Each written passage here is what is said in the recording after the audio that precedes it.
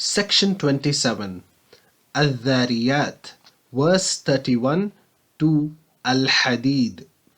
This section continues Surah Al-Dhariyat by mentioning the punishment of certain nations, thereby warning those who deny the message, and the surah ends by speaking of the very purpose of creation. I only created jinn and mankind to worship me. Then comes Surah At-Tur, which was revealed in Mecca. The surah begins by describing the frightening states that the unbelievers will be in, followed by a detailed description of the pleasures of paradise. The Prophet ﷺ is then ordered to continue his call and to ignore the unbelievers' denials.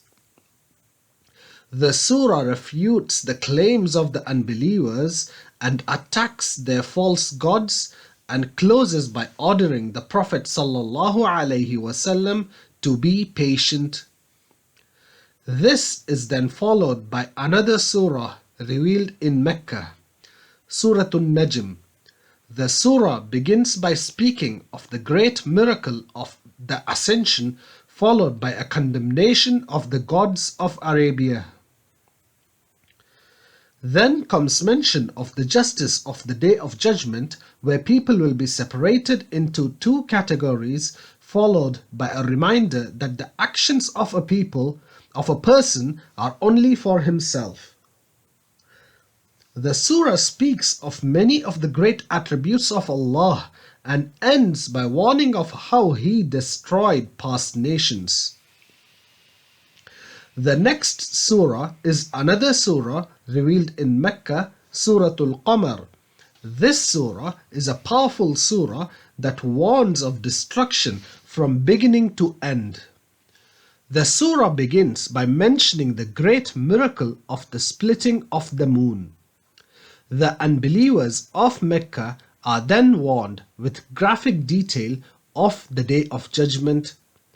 Then the destruction of the people of Ad, Thamud, Lut and Pharaoh are mentioned with a repeated statement, "How was my punishment and warners?"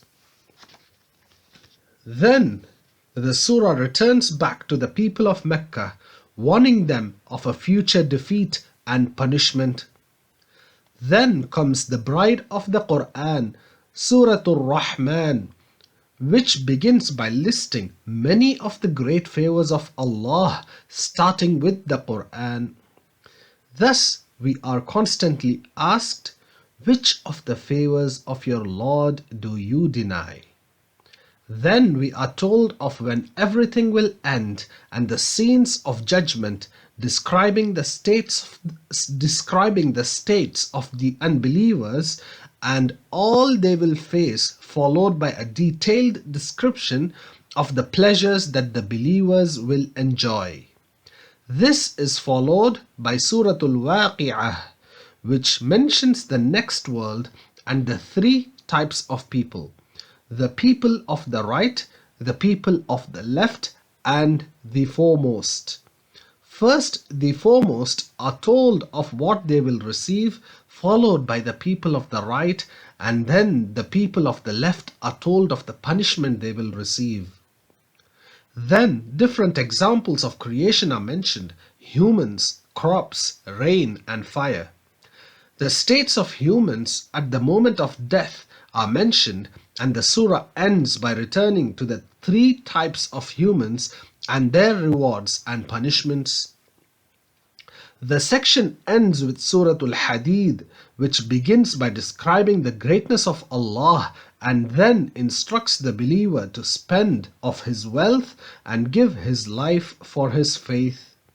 The surah speaks about believers and hypocrites and the temporal nature of this world.